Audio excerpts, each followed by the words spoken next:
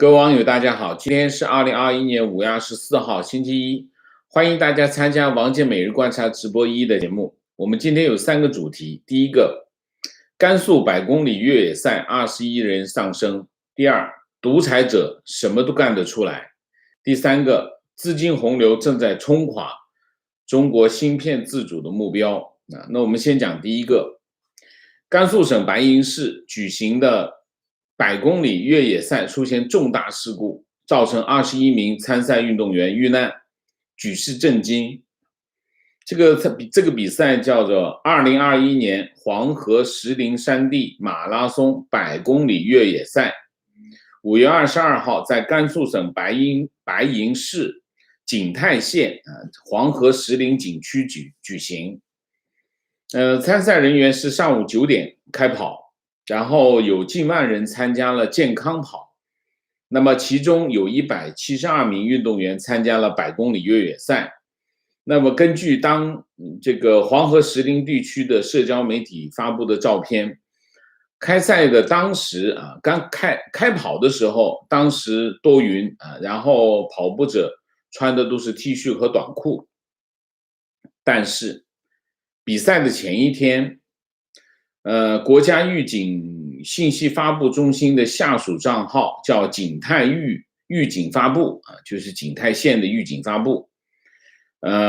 然后就是5月21号，这个22时，就是晚上10点，景泰县气象局气象台发布了大风蓝色预警信号，预计在24小时内，该县大部分地方平均风速将达到5到6级，阵风7级以上，并伴有扬尘或者是浮尘天气这是景泰白银市气象台在21日晚上9时50分发布了大风蓝色预警信号，并提到了景泰县。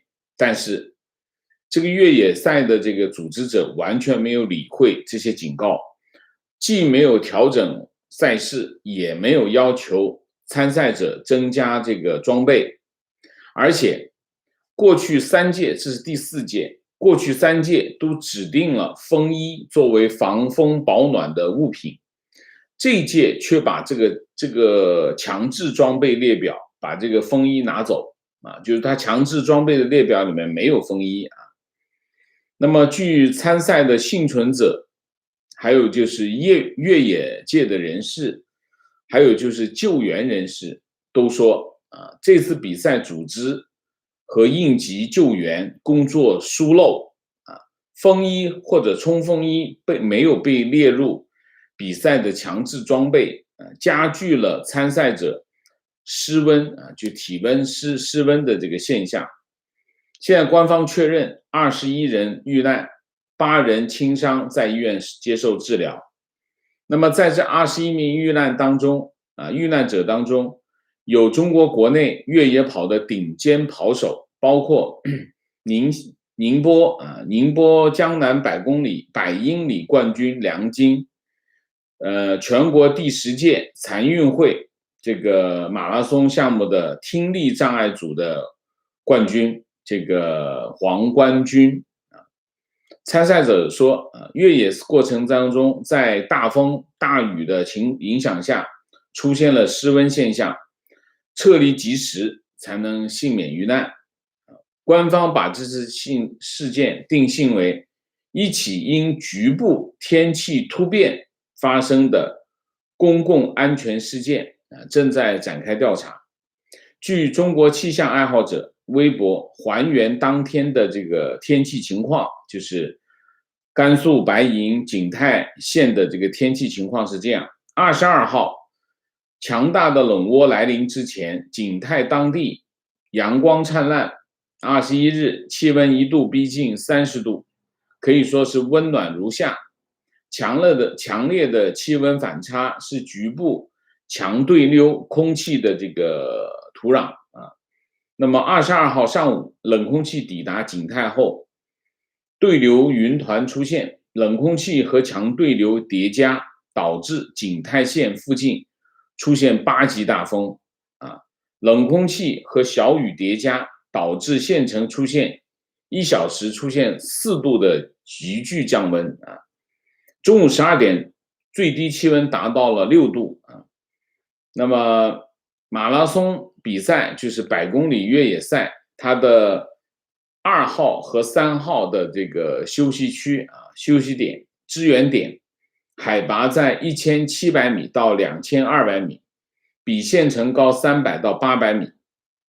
那么，仅根据对流层降温的规律啊，就是这个海拔越往上走，这个气温就越低啊。那么这个海拔的温度会降低2到4度啊，而且山上降雨更大，并且伴有冰雹，再叠加降温。那么 CP2 啊，就 CP2 和 CP3 段有可能降到0度啊。另外，山上的风力也大于河谷，出现8级的持续风，9到10级阵风都有可能。那么对于这些参赛者来说，这种风、雨、降温组合，这种组合非常极端啊，甚至是致命的啊。那么加上出事的这个地段坡度很大，而且道路崎岖不平啊，那么经验不足的参赛者碰到这种级别、这种规模的狂风暴雨，没有办法前进，也没有办法后退，救援的这个力量上山也特别困难。那么100公里的马拉松呢，越野赛是一个高强度、长距离的竞技运动，也是一项高风险的竞技运动。所以呢，这个比赛呢，对参赛者的身体条件要求很高啊。它要求身体健康，年龄少于60岁，而且要向这个组委会提交过去1年50公里以上的这个比赛成绩啊。那么100公里越野赛通常是公路、砂石路、山路为主，海拔区间是1500米到2300米，累计爬升3000米。那么它的终点关门时限是20小时，就是20小时以内才算时间啊。报名费每人1000块。那么比赛前10名有2000到15000不等的奖金，然后关门时间之内完成的这个第11名到400名可以补助1600块啊。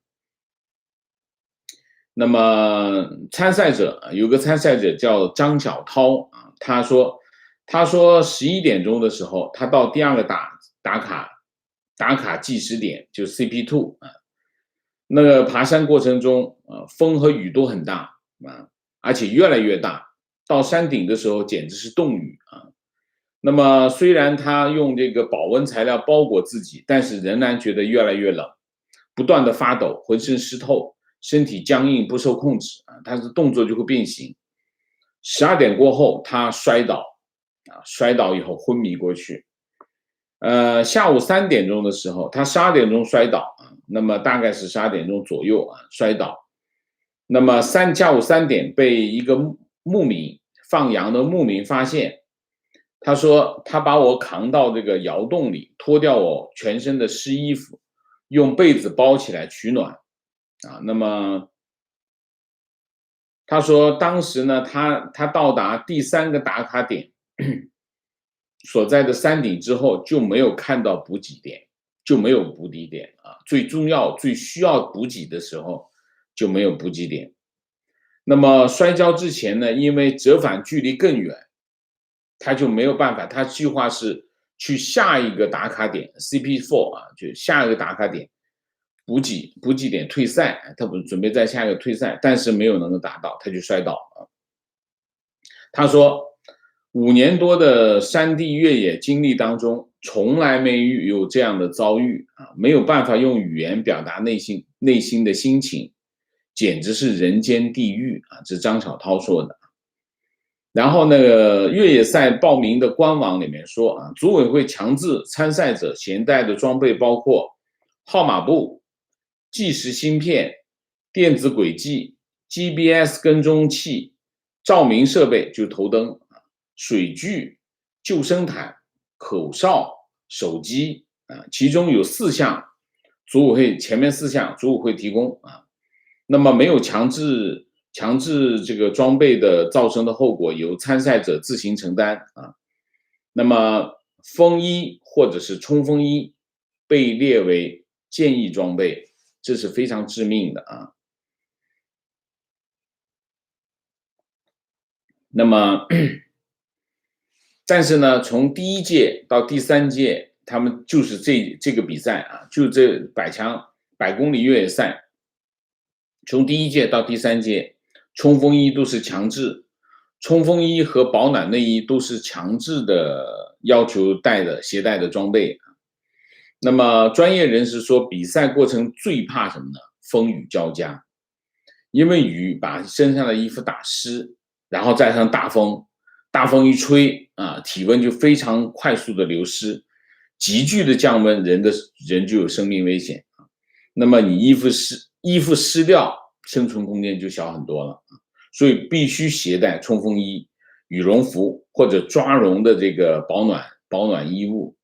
所以湿温，什么叫湿温？就叫低体温症，低温症也叫低温症，是指人体热量流失大于热量补充造成的人体大脑、心肺器官温度降低，并产生一系列的寒战、迷茫、心肺功能衰竭等症状，最终造成死亡。那么0到10摄氏度是湿温的高发区啊。那么从流传的视频看到啊，这次事发时候有这个参赛者抱在一起啊取暖，用保温毯覆盖取暖，还有这个穿短袖的参赛者倒在地上口吐白沫啊。那么风呼呼的啊，视频里面这么说啊。那么甘肃应急服务队的工作人员说这个晚上7点收到这个求助信号，然后就赶往白银，从兰州赶往白银。你想一下，这是晚上7点才收到这个求救信号，10点到达指挥部。你想比赛是从上午9点开始，中午已经风雨交加啊，你到了晚上10点才到达指挥部，徒步上山救援。那么徒步了5公里赶到救援处，那么他们说看到这个下雨过后，山上的石头非常光滑，这很容易摔倒啊。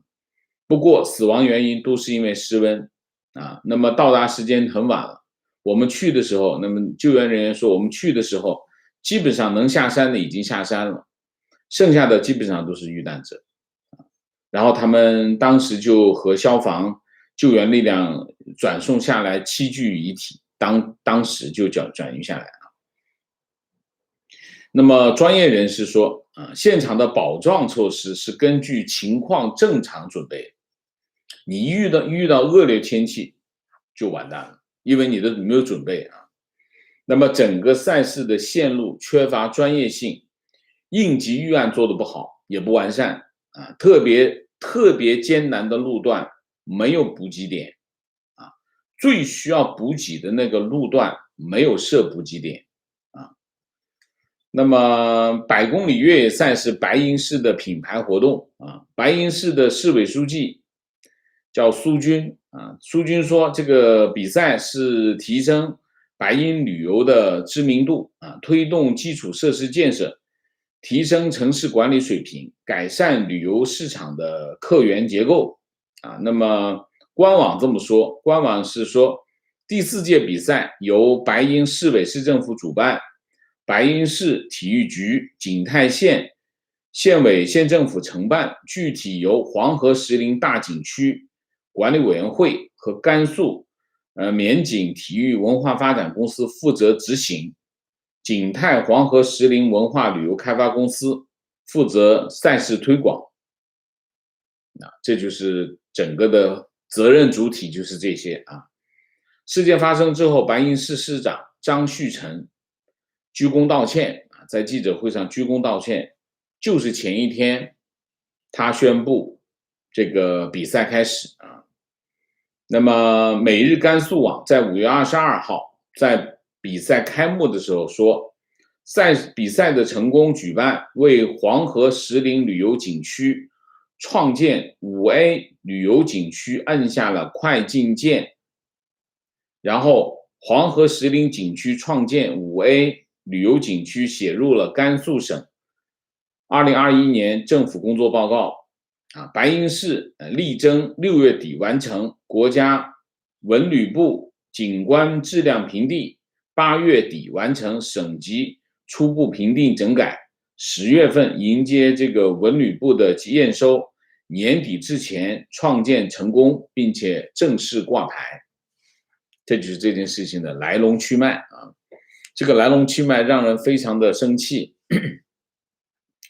我们就评价一下啊。第一个，官方的这个理由是什么？官方的理由是天气突变啊，这件事情是这样的吗？当然不完全是啊，不完全是。天气预报已经预报了，预报会有大风，但是没有讲大雨啊。但是不管怎么样，有那么大的大风，对这个比赛是有很大影响的。那么显然不是突变，是会有变化，而且天气预报有针对这个变化做出预报。那么这个显然这个主办机构没有理会气候骤变的警告，这是导致21人丧生的直接原因所以这不是天灾，是人祸这个效果呢，就是说把这件事情归类于是天气突变，这个效果很像什么？很像当初这个习近平描述疫情当时习近平上来就说，突如其来的疫情跟这个天气突变非常一致那么当时其实疫情并非突如其来而是逐步扩散蔓延。武汉市、湖北省国务院做出的反应迟了整整1个月。在这个一个月的期间，习近平不同意发布一级响应疫情的一级响应，怕影响过年所以结果导致了疫情全国性的扩散。最后习近平说疫情突如其来，为什么？就是为了推卸责任。疫情从来不是突如其来，疫情发生是逐步发生，逐步蔓延开那么甘肃省白银市也说事故气候突变，目的是一样的，他们在做同样的事情，推卸责任。这就叫什么？叫明知故犯处理失当，两件事情是不一样的。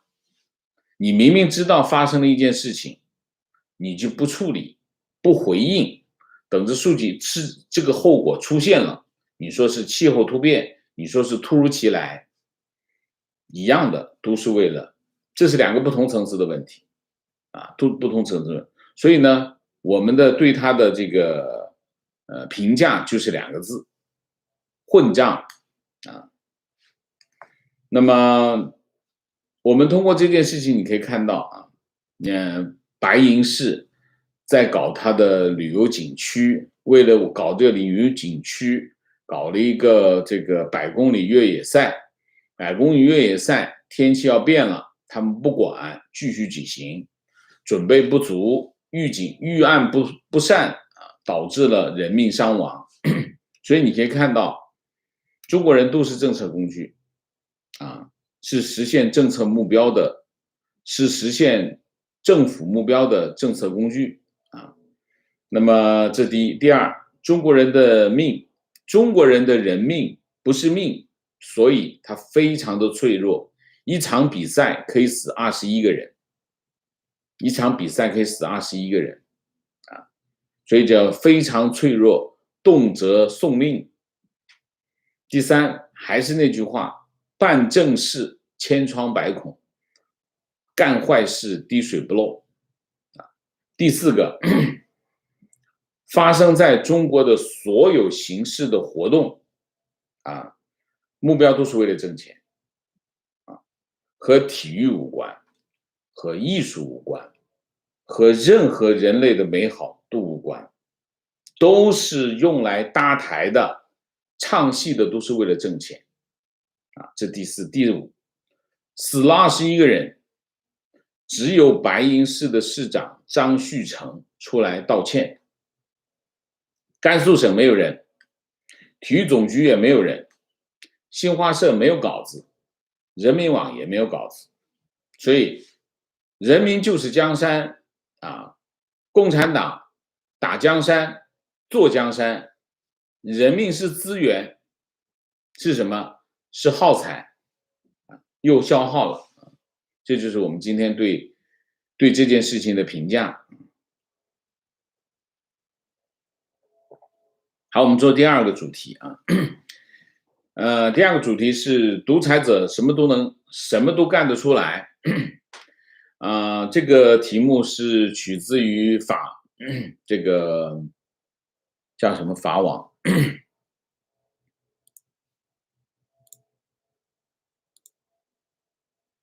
法广啊，取自于法广，所以我这鸣谢一下，我得跟别人说一声谢谢啊，鸣谢一下。5月23号从雅典起飞，飞往立陶宛首都维尔纽斯的波音737客机突然遭到白俄罗斯米格战斗机的拦截，迫降明斯克。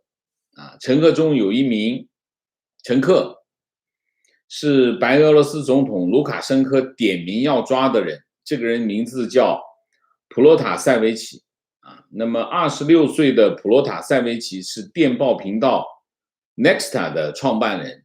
那么 Nexta 大量的报道了民众反抗政府的这个活动和当局的镇压行径，成为白俄罗斯民众最重要的政治信息来源。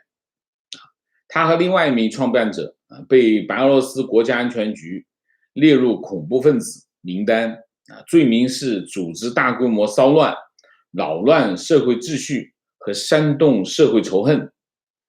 卢卡申科1994年上台的独裁者，一直不愿意离开他的宝座。那么去年2020年，白俄罗斯民众连续大规模的抗议选举舞弊。那么他靠选举舞弊上台。卢卡申科一方面拼命的巴结俄罗斯，另外一方面残酷的清除国内的意见人士。普罗塔塞维奇乘坐的波音客机就在快离开这个白俄罗斯领空进入立陶宛空域的时候，一架白俄罗斯的米格战机升空拦截。那么客机迫降在明斯克机场，飞机上大约有170名乘客。白俄罗斯新闻社出来解释说，这个飞机上有炸药然后这个卢卡申科亲自下令这个护卫客机安全降落。飞机降落以后一查，飞机上有没有炸弹？当然没有任何炸弹。所以星期天被拦截的波音客机重新起飞，所有的乘客和机组人员都走了，留下了谁呢？普罗塔塞维奇。这就是这个行动的目标。2018年10月2号，华盛顿邮报的专栏作家卡舒吉前往沙特阿拉伯驻伊斯坦布尔的领事馆办理离婚手续，他准备和他的未婚妻结婚。那么沙特王储萨勒曼派遣了15个人的别动队专程赶到领事馆，因为他是有预约的。他们杀害了卡舒吉，还肢解了他，尸骨无还。为什么？因为卡舒吉批评沙特王储萨勒曼。同样令人惊恐的是另外一件事情，就是19岁的中国留学生王靖瑜。王靖瑜今年2月份，他质疑这个中印边界冲突中的真相，才在推特上发表言论，批评中国政府。中国就通缉他，中国政府就通缉他。王靖瑜4月份经迪拜转机到美国的时候，被当地警方拘留。自由亚洲电台报道说，中国驻阿联酋的使馆人员出现在王靖宇关押的拘留所，目的是要阿联酋遣返这个王靖宇。王靖宇只是去这个迪拜转机就出事了啊。那么现在这位中国的年轻人面临着在中国受审的命运。实际上，自由亚洲电台说，之前发生过很多起类似的事件啊。那么新疆维吾尔人在这个阿联酋的阿布扎比机场或者是在迪拜机场转机的时候，被中国政府抓走，直接押上飞机回国啊。那你可以看这3件事情，卡舒吉去领事馆直接被杀害，然后肢解。王靖宇命运未卜啊，现在大家关注这件事情。普罗塔塞维奇啊可能会被判死刑。他们3个人中间的共性是什么？共性都是背后有一个，他们的遭遇背后有一个共同的特征，就是独裁者。独裁者最害怕什么？独裁者最害怕批评啊，所以他们都不择手段的消灭独裁者啊，消灭这个批评者。所以尽管独裁者不断的自我吹嘘，就这一点你就可以看出独裁者是多么的虚弱。反应，我们来讲讲反应。美国国务院对白俄罗斯为了逮捕一名白俄罗斯公民劫持欧洲客机的行为加以强烈的谴责。联合国国际航空组织表示，白俄罗斯强迫客机降落事件违背了有关国际航空规章的芝加哥公约。欧洲议会星期天表示，欧盟27国领导人周一将举行峰会，届时将讨论欧盟是否制裁白俄罗斯。北约秘书长斯托尔滕贝格表示，俄罗斯下令客机转飞是严重而危险的做法，白俄罗斯必须保证机组人员及全体乘客前往目的地维尔纽斯啊。他要求此事展开国际调查。立陶宛总统谴责白俄罗斯拘捕普罗塔谢维奇的行为，要求立即放人。欧盟主席冯德莱恩说，白俄罗斯的行为完全不可接受。法国外交部召见白俄罗斯驻巴黎大使，英国外交大臣警告白俄罗斯总统卢卡申科，他将面临严重的后果。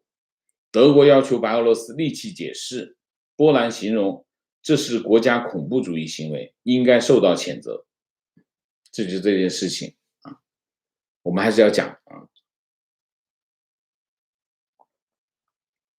我们讲第3个主题，资金洪流正在冲垮中国芯片自主雄心啊，中国芯片自主的目标啊。数字科技革命正在将半导体芯片产业推向一个超级周期啊，超级周期正在来临，或者我们已经处在芯片的超级周期当中。那么疫情导致芯片短缺，凸显了芯片产业链的战略安全的价值。美国在这次疫情当中发现了产业链安全风险，并且在对华政策中开始加入芯片这个关键要素啊，什么呢？小院高墙，把芯片放在里头啊。今年3月，美国总统拜登举行芯片峰会，开启了美国芯片产业链回归的号角。台湾、韩国半导体包括美国自己的半导体企业纷纷响应，投入1000亿美元在美国设厂，一场围绕着芯片展开的世纪大战正式开幕啊！但是就在这个时候，中国芯片业再次传出烂尾的消息。那么投资598亿的济南全芯4月份开始停发工资，项目工程陆续停摆。没有意外的话，这将是中国芯片厂烂尾潮当中其中又一案例啊。全芯有400多名员工，其中有180多名来自于台湾。他们平均月薪在5万到10万之间人民币啊。全新成立于2019年的1月底，3个股东啊，一个叫易鑫集体电路啊，一个叫济南高新控股，一个叫济南产业发展投资集团，后面这2个就是济南国资委啊。芯片全新被列为山东重点工程重点项目。那么济南国资委已经砸了5亿，超过5亿人民币。全新的目标是建设这个12英寸的12纳米的逻辑集成电路生产线，年产48万片晶圆和2400套光罩。那么2019年1季度动工，施工2年多，这个12英寸厂刚刚完成打桩啊。另外还有定了17亿的这个设备，如果你一停，这个设备就没地方放。那么在济南市政府的大力支持之下啊，那么这个项目其实开始很顺利，到后面就不行啊。为什么？因为没钱啊，没有钱。其实一开始这3个股东，第一个股东根本不准备掏钱，后面2个股东掏了钱之后就不愿意再掏了。那么这是一个。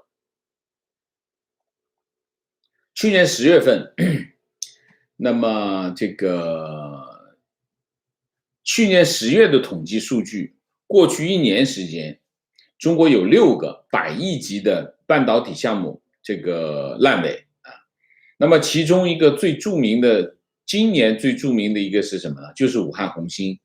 武汉红星号称投资1000亿，那么去年是因为这个财务状况被接管，今年2月份遣散员工，项目关闭，这个被称为这个1000亿世纪大骗局。台湾的中华经济研究院大陆经济研究所的所长刘梦俊，他在接受自由亚洲电台的采访的时候说这个半导体呢是10年磨一剑，需要大量的技术积累，要长期投资。中国大陆呢就忽略这个长期投入和研发。那么结果是什么呢？结果一般经常出现的情况是，房子盖好了，其他设备好了，核心设备买不到啊，这是一种情况。另外一种情况就是项目开始投到一半还需要追加投，因为这个项目经常会是这样的，没办法，找不到增资，只开了个头，没办法往下走，搞到最后呢，人也找不到，资金链又断裂，研发团队、生产团队散掉，结果就浪了啊。那么目前台湾有将近3000名这个工程师，就是芯片的工程师被挖角去中国大陆啊。那么随着中国造芯狂潮的退却，台湾工程师吸度的诱因在下降啊，就老觉得那边不靠谱啊。那么另外呢，台湾本身呢也开始这个补漏啊，就是禁止这个猎头公司和人力资源刊登这个中国半导体公司的岗位这个招聘啊，岗位招聘。另外，当然最重要的是什么？现在台湾的芯片半导体工程师有新的出路，去哪里？去美国。为什么？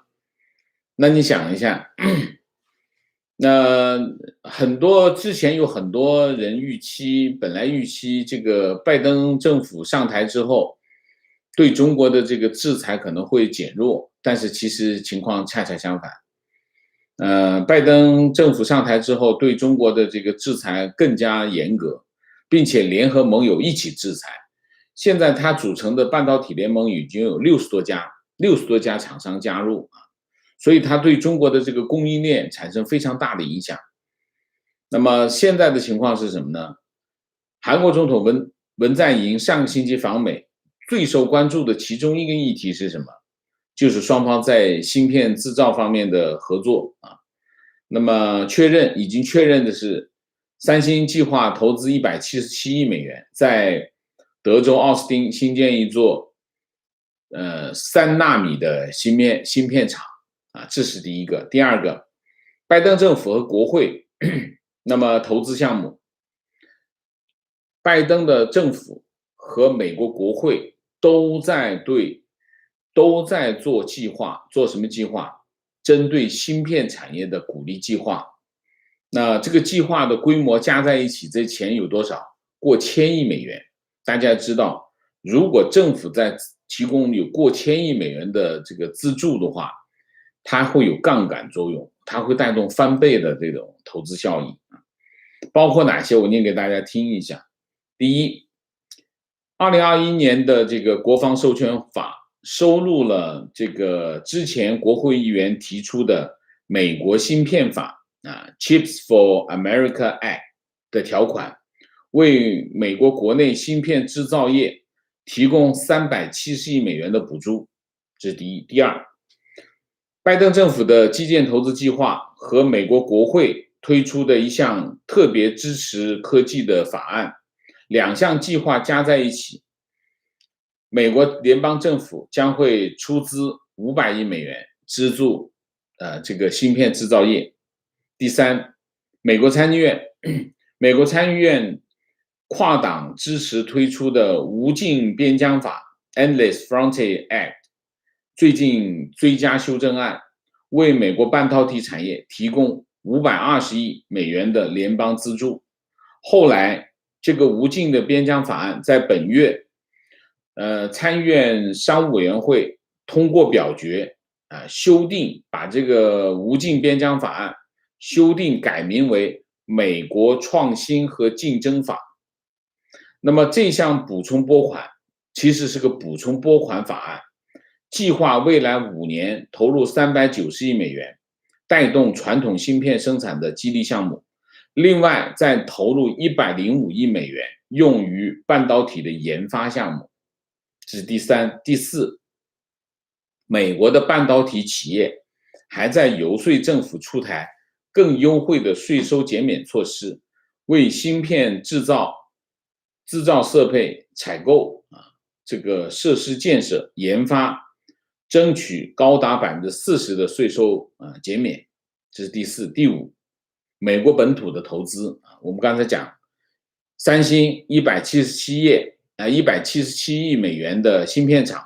第二，英特尔今年3月提出在亚利桑那州投资200亿美元新建2座芯片厂，2024年投产然后是台积电去年是宣布投资在凤凰城Phoenix投资100到120亿美元建一个芯片厂，当时已经宣布了然后最近加码，之前的这个三星在这个奥斯汀的厂是3纳米厂，就是最先进的这个制程。那么台积电去年是5纳米，就是没有这个三星这么先进。于是呢，他看见三星建了3纳米，他也建3纳米，准备投资230亿到250亿美元加码盖厂。所以以台积电、三星为主导的台湾和韩国半导体制造业占据全球先进芯片当然讲的是5纳米以上半壁江山。那么如果美国对芯片制造业的国家支持得以落实，美国本土的芯片产能将大幅提高有多提高呢？先说中国是世界上最大的芯片市场。去年2020年芯片的规模是1400亿美元，就是整个市场卖了1400亿美元。那么中国自己做了多少芯片呢？做了83亿美元，自己做的芯片卖了83亿美元，可这个市场需求是1400亿美元，中国自己生产只占了 5.8%。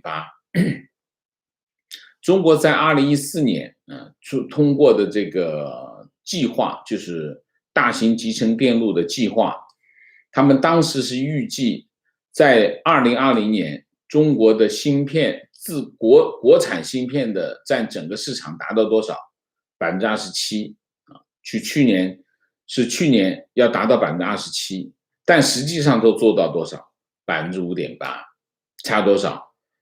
超过20%啊。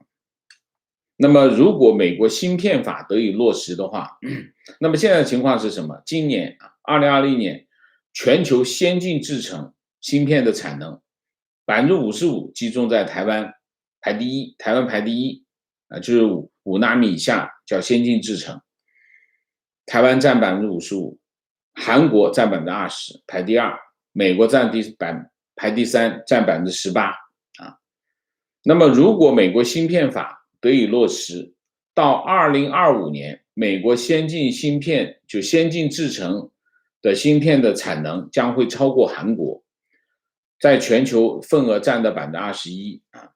2027年到2027年继续提高到24%，那么那个时候台湾的产能将会降到40%，韩国将会降到17%啊，那么美国就占到24%啊。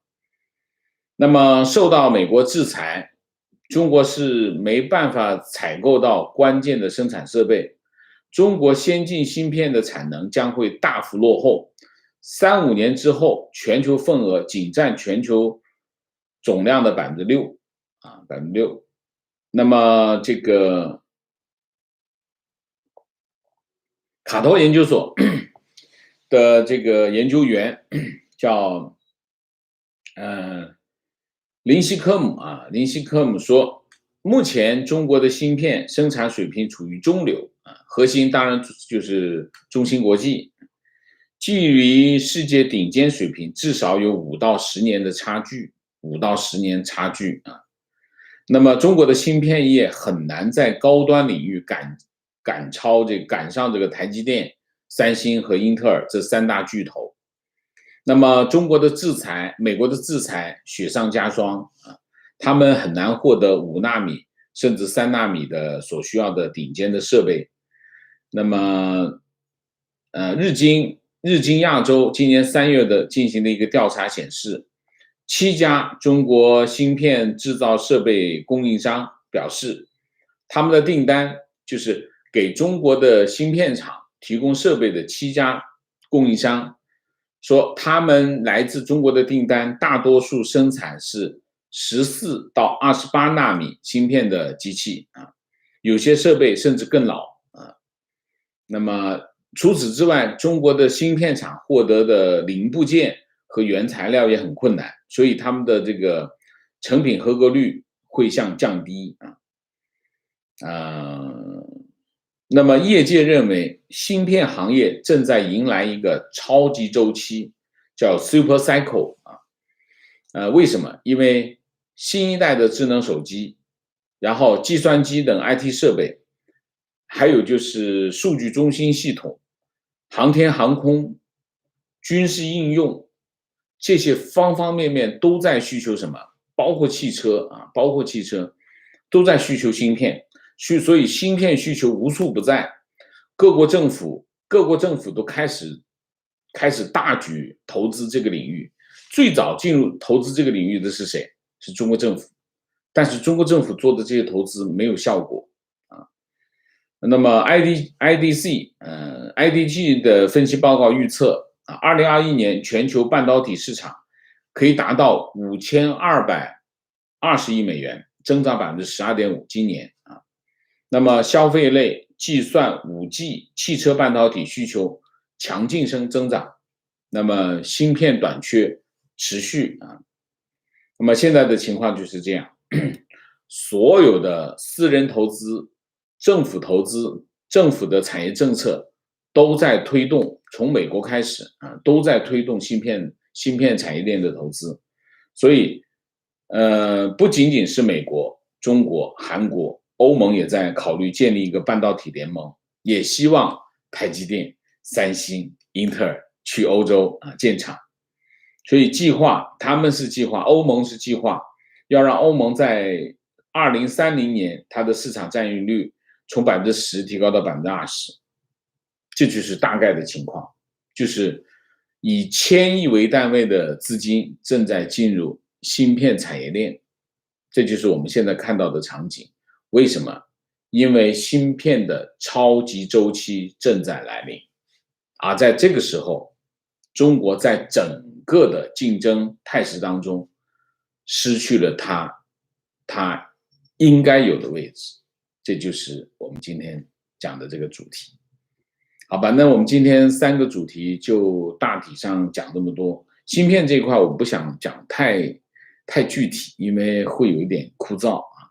那我也希望大家能够关注这个问题，因为芯片这个问题会决定了什么？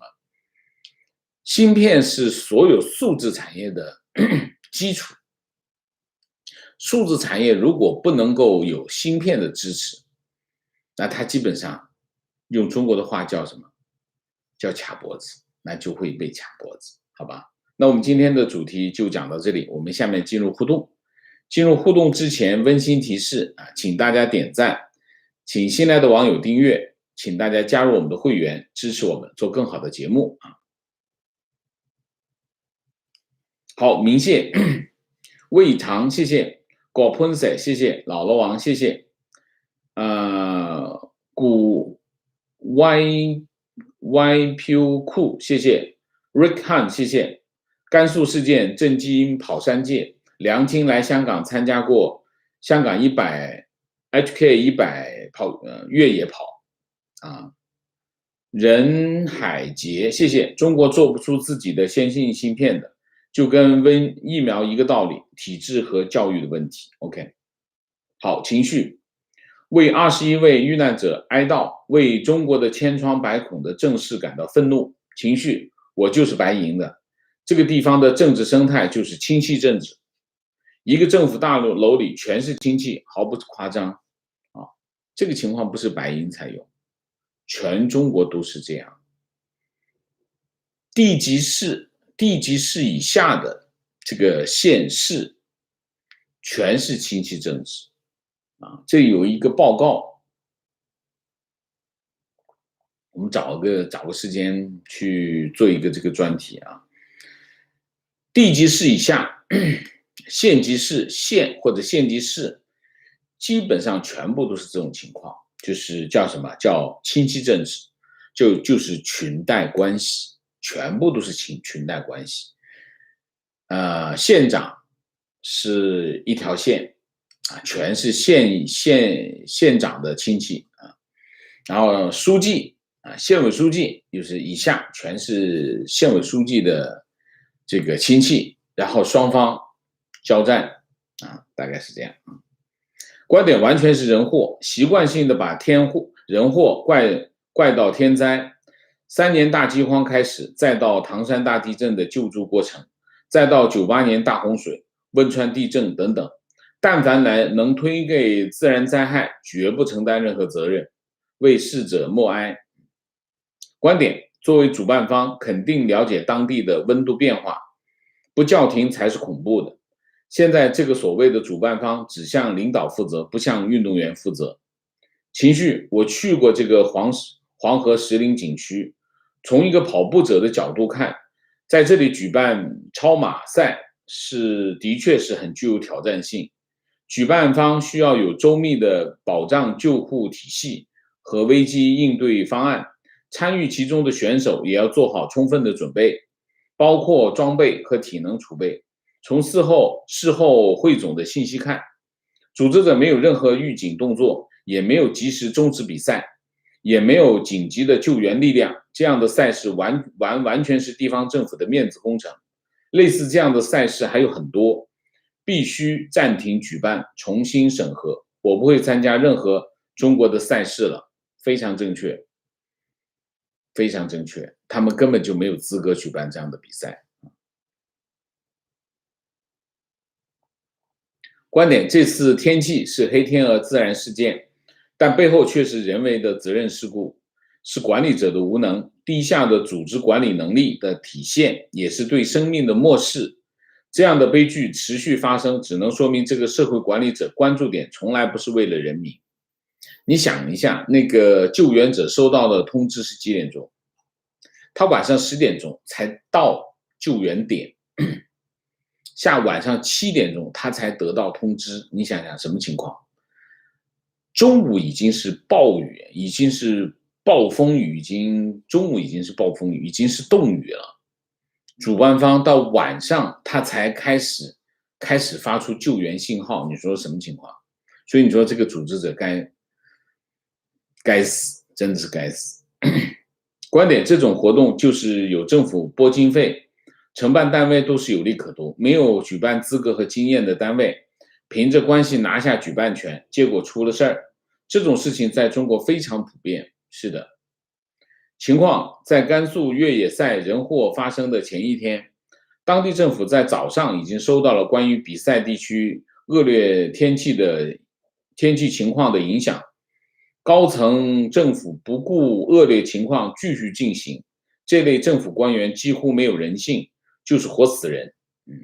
观点，这些年中国的各类马拉松赛事泛滥成灾，地方政府都是本着体育搭台、经济唱戏的心思来运作的，背后的商业利益巨大，而把体育运动的初衷忘记得一干二净。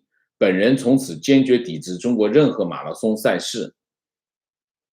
观点，今天早上看到这个消息，不由自主地想到王老师说的，中国共产党做正事千疮百孔，干坏事滴水不漏。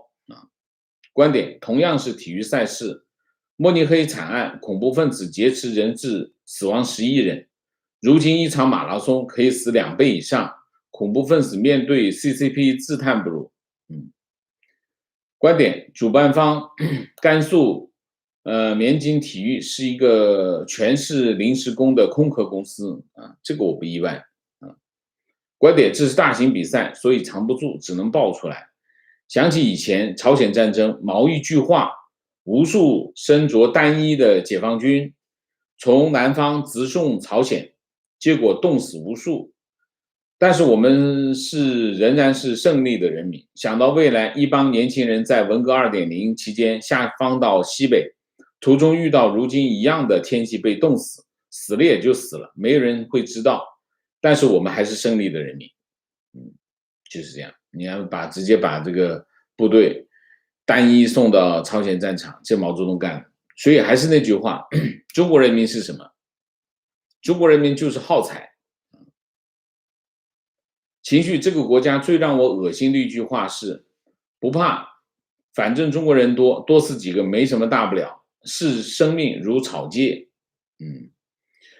最好是说这句话的人就是那其中一个啊。观点，超级马拉松比赛是基于对这项运动的热爱，比赛组织者必须要考虑任何瞬间天气变化，包括低温和酷热，防水和保暖的gear 应当是强制要求的，补给站的地点也要设置合理。作为一名马拉松爱好者的经验，深切体会低温下体育 core 的保暖和高温下防止脱水的重要性。对于组织方这种混蛋行为很气愤，对于逝者表示哀悼和悲痛。观点，这不是简单的人祸，而是正能量意识形态开始发威。意识形态具有强大的社会功能，很明显，在墙内越来越多的人被忽悠成洗粉，不难预料以后会有越来越多的人死在不该死的场合。情绪，当初马拉松事件刚发出来的时候，我脑子里马上想到的是王老师一直说的办好事、办正事千疮百孔，做坏事滴水不漏。今天你也是提起，谢谢王老师，我进步了。OK， 情况23号出事，当天晚上白银电视台新闻还重播了比赛开幕式，对遇难者家属造成20伤害。电视台称是工作人员前往事故现场报道，自动重播，忘记取消。观点，看到独裁者这样的耍流氓，想到的是王靖宇的处境，实在是恨得牙痒痒。之前听王先生讲到变恶龙的故事，使我之前持有的需要以流氓手段对待 CCP 的观点得到纠正。但是再看这样的新闻，老想法又回来了。OK， 情绪，我也是超级马拉松和越野赛的爱好者，谢谢王老师的专业，没有像国内媒体一样写成马拉松蹭热点。而是拿疫情来形容这场悲剧太贴切了。在墙内无法发声，心里堵得慌。虽然赛事泛滥成灾，但中国还是有优质的、有情怀的赛事，不可一棒子打死，为死难者默哀。提问：中国芯片的大跃进失败之后，是否会对习进行类似大跃进的要求习的反思，从而动摇习的政治地位？你觉得会吗？疫情都没有反思，芯片怎么会反思？中共最不需要的就是反思。你见过他做任何反思吗？中共从建政到现在干了多少坏事？他反思过一件事吗？包括文革，文革他都没反思。他文革是干嘛？他文革把这个责任推到毛泽东身上去。所以中共从来不反思。所以你以后不要问我中共有没有在这件事情上进行反思，没有。中共从来不反思啊。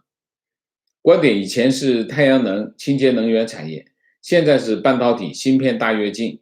不知道多少政府贷款变成贪官的海外财产，都是人民的血汗钱，这些最终要老百姓承担，都成了这一届领导的 GDP， 下一届就烂尾。情绪，中共要研究芯片，至少要花50年，建立在大力资金支持。但是我相信这50年中，中共科学家光吃饭就把资金全部花光了。提问，请问王老师，美国不遗余力地确保芯片的本土布局，提升到战略层面，是否从侧面证明了美国在为未来的战争做准备？未来20年是否是独裁者的黄昏？不打仗也会有产业链的风险。这场疫情你看一下，这场疫情发生初期发生过什么事情？中国控制口罩出口美国，所以没有战争，没有战争一样会产业链风险。所以为什么会当有一些东西捏在他手里的时候，他就会拿这件事情来，比如说稀土，之前不是说稀土控制稀土，后来对日本控制稀土，日本最后没有办法去进口了大量的稀土原料，所以不一定是跟战争有关系啊，也可能跟战争有关系。但是你觉得美国人会想20年的事儿吗？我觉得不想，美国人不会想那么远的事儿20年打仗，没有人可以预测那么长时间我们能看半年以后的事情已经很厉害了，20年猜不到，真的是观点：半导体模块在中国是很微妙的存在。中国国内无论官僚还是普通民众，对任何建设性事物普遍追求快速完成而芯片往往是一种需要一支专业的研发团队攻克的项目，而不是一揽子大跃进工程。美国在研发半导体产业起步的投入资金是不计后果的，而中国刚入门就被学费吓跑。这对比就体现了中国的官僚心态和多数投资芯片产业人的心态，只为了赚钱，投入少，看到无底洞就怕。从芯片行业开始，欧美用了超过70年的发展。提问：中共是否因为世界芯片市场情况而贸然出兵，主要目的是控制或者是遏制台湾芯片的产能，从而影响其他国家对中共国开战时间？我不觉得。我还是那句话，对于中共来说，台湾问题无论是政治上的还是这个半导体上的，台湾问题从来都是政治议题，而不是军事议题提问：之前中国制造2025就碰了一鼻子灰，为什么这次芯片制造还是如此不理智？为什么？自己骗自己为什么？政府要做我不想让别人卡脖子，那怎么办？我们就自己盖厂吧政府有这样的想法，然后大家就开始骗政府有开始想法就开始准备产业政策。这个产业政策干什么？这个产业政策就是鼓励大家投资然后我给你补贴然后我就假的做一个项目，然后就给我补贴啊，骗补贴啊，大量这样的厂子啊。所以中国的产业政策，从我见到的情况，没有一个是成功的啊。中国的产业政策，中国政府的产业政策，没有一个是成功。所以经常有人说，中国政府很牛逼啊，把中国变成第二大经济体，那跟中国政府关系真的不大啊，跟谁没关系？跟企业有关系啊。提问，请问王老师，中国改革开放以来，没出过真正具有国际竞争力的企业，比如小米、海尔、联想，这些企业技术水平真的不高。但是韩国这么小的国家，就有好几个国际知名的企业，中国出不了像台积电、三星这样的企业，根本原因是什么？根本原因就是没有产权制度啊！中国没有产权制度，谁愿意做长远的投资啊？我把它做大了，好好的，你看看马云，你就知道了，为什么中国不会有像三星这样的投资？马云这样的投资也不是自己的钱，全是美国人的钱，美国投资者的钱，用美国投资者的钱跑到中国市场上去，砸出一个大坑来，这个大坑最后还是给中共给占了。中国就是发生这样的事情，所以为什么要这么做？所以小米也好，联想也好，海尔也好，都是用别人的技术，用别人的资金来做自己的生意，做的差不多就得了。再大下去，你就有危险了，就是这样子啊。秦旭上周刚参加华为的生态大会，在他们的颁奖晚宴上，把合作伙伴的领奖代表排成长队，几百个人在巨大的会场绕场一周，与其说是领奖，说游街更贴切。这么大一个会场里，获奖的更像学校里的小学生。华为甚至给高校颁奖，有地方职业学校，甚至包括清华北大。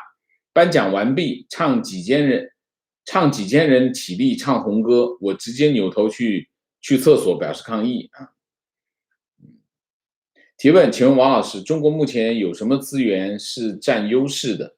看了一圈，能源加原材料加粮食食品加高科技产业几乎都不太行，唯一有力出口的就是血汗工厂，但马上老龄化就要来临了，是这样的。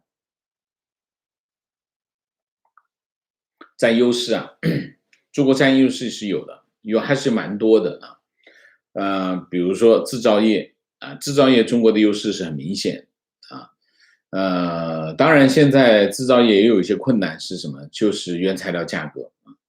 但是从目前来看，中国的世界工厂的地位仍然是非常稳固的。那么这是第一个，制造业这一块。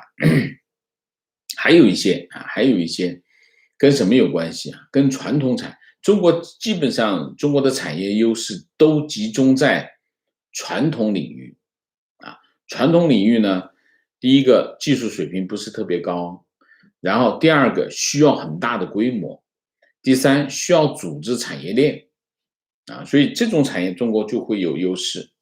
那么其他的高科技那是吹牛，高科技基本上是吹牛。那么其他的就跟垄断有关系了啊。情况，本人的岳父和亲人都在体育界，他们都是专家，不是官僚，组织过多次国际赛事，都在大骂组织者，违反国际组织规则，草菅人命啊。观点：长期压抑、灾难等负面新闻，导致整体人民对风险管理低估，一切安排只预期一切顺风顺水，没有准备突发事件。情绪，今天看到家人和邻居谈论袁隆平让世界人民吃饱时的自豪样子，有点理解国内将袁隆平造成神的意义了，这就是培养民族自豪感。是这样。提问，王老师可否说一下下一阶段中国经济情况？通货膨胀、房贷利率的关系，对于大部分购房转成 LPR 利率的大陆老百姓是不是又是割韭菜？感觉推出 LPR 利率是一种手段，并非惠民实惠政策。LPR 利率和原来的利率其实关系不大，就是差别不大啊。差别不大的原因是什么？第一个，他要求所有的人用这个 LPR 的利率，是因为 LPR 的利率已经成为商业银行的执行利率啊。那么也就是说，它改变它的合同，改变利率的形成的机制啊。那么这个利率形成机制跟什么有关系？跟通货膨胀有关系。其实所有的利率都和通货膨胀有关系。就算是原有的机制之下，它仍然是有权改变利率的。所以，当人民银行提高基准利率的时候，商业银行也会相应的提高这个房贷利率。不管你用的是 LPR 还是用其他的形式，你的成本都会增加。所以 LPR 本身不是所谓的惠民实惠政策，它只是改变了一个计算方，就是模式。这个模式不管哪一种模式，它都会受人民银行的政策影响。人民银行的利率政策又会受什么？通货膨胀的影响。这是没有改变过的啊。情况坐标浙江，隔壁小区前段时间失火，导致整个区域内小区勒令进行消防整改。整改方案没有请业委会提意见，也没有和小区内的业主沟通说明。现在小区本来美丽的绿化都被整得坑坑洼洼，就像一个大工地。大部分业主也很气愤，但是无能为力。想起了王老师的话，在墙内，房子和钱其实都不是你的。哪一天说要收回，你根本没有一丝反抗的能力。已经和老婆商量好，尽一切的努力出来看这个世界谢谢啊。情况在国内曾经做过一个关于建筑的专题，前方采访的同事发回一篇稿子，惊得我哑口无言。记得他当时采访一个参与奥运建设的江苏工人，工人讲，听专业院校毕业的人说，国际标准钢架每米10几个孔，你们只打7个。工人的回答是领导让，说不延误工期比什么都重要。记者又问，你做过民用吗？民用你们打几个孔？工人说3到4个，国际标准是7个以上。这样的国家发生任何事情都不要惊讶。提问，我是通过去年疫情看到共产党的暴力手段控制人，各种编造疫情的谎言，各种丧事喜办，才翻墙出来找真相。请问王老师，习本来可以学毛邓，掌握军权就可以了，为什么要冒天下之大不韪修宪？修改的国家主席本来是个虚职，登一辈子都没有当过国家主席，也不影响他在中国的权威。习为什么要这么干？权力没有人嫌多的。大家知道，任何一个独裁者，他做的事情是什么？他做的事情就不断的扩大他的权力，因为没有人可以拦住他，所以他一定是不断的扩大他的权力，然后不断扩大权力的同时，稳固他的权力，然后延长他的权力的周期。这是任何一个独裁者都会干的事情。区别是什么？区别是他能干成多少。